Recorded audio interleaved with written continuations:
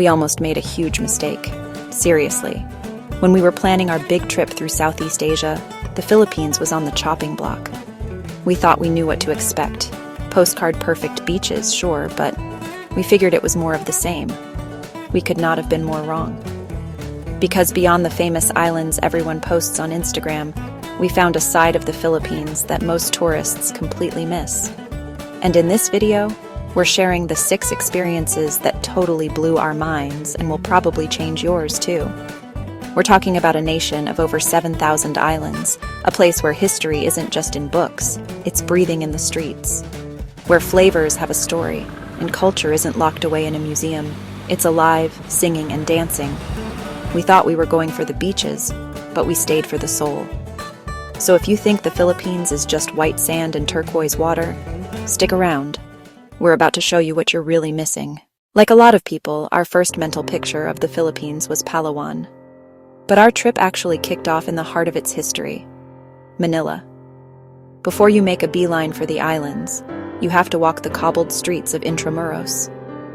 This isn't just some old Spanish town. It's the walled, beating heart of Manila, and it tells the story of the entire nation.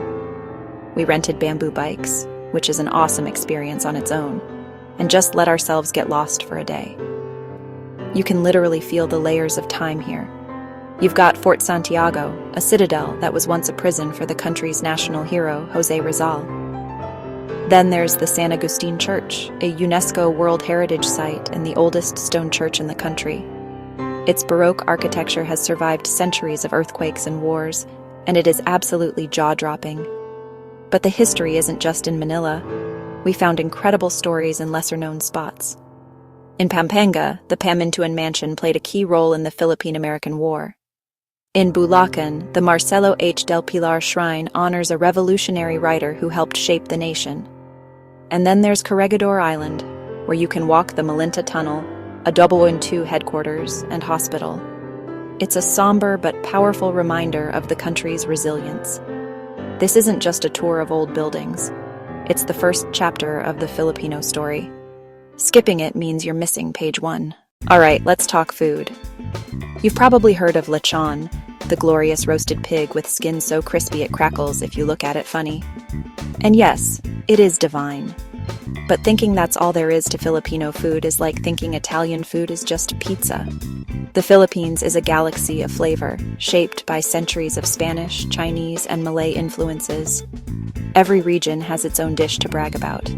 Down in the Bicol region, they'll serve you Bicol Express, a fiery, creamy pork stew made with coconut milk and a whole lot of chili. Head to Iloilo, and you can't leave without trying La Paz Bachoy, a rich noodle soup packed with pork, liver, and crunchy chicharron. It's a hug in a bowl. Then you have what might be the national dish, sinigang. It's a sour and savory soup, usually soured with tamarind, and that distinct flavor is uniquely Filipino. We absolutely fell in love with kare-kare, a rich stew with a thick, savory peanut sauce, usually made with oxtail and served with a side of bagoong or shrimp paste. That mix of sweet, savory, and salty is something you will never forget. And for breakfast, ditch the toast and try longanisa, Filipino sausage that can be sweet or garlicky depending on where you are, with garlic fried rice and a perfect fried egg. Trust us, traveling in the Philippines is a food tour. Don't just eat to live here, live to eat.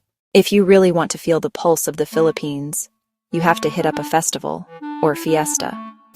They call this place the capital of the world's festivities for a reason. There are something like 42,000 festivals here. These aren't just local parties. They're explosive, vibrant celebrations of faith, harvest, and community, and they are everything.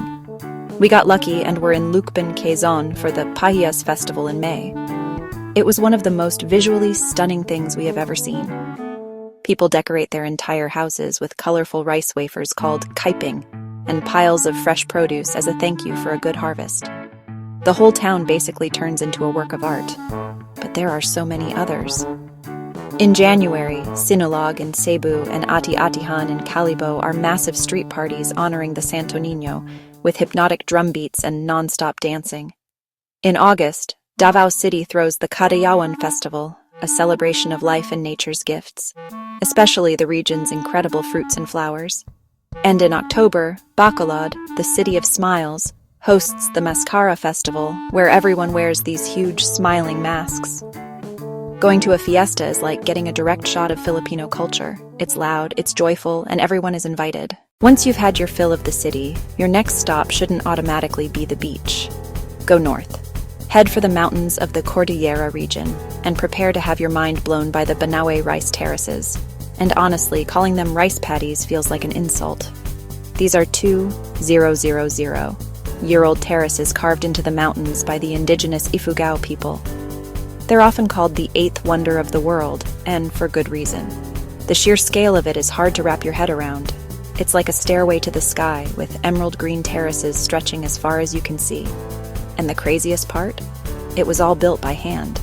It's a living cultural landscape, still farmed the exact same way it has been for millennia, a testament to ancient genius. But the real magic is getting out there and walking through them. We trekked with a local guide whose family has lived there for generations. It was a humbling experience that connects you not just to nature, but to a deep, profound sense of human history.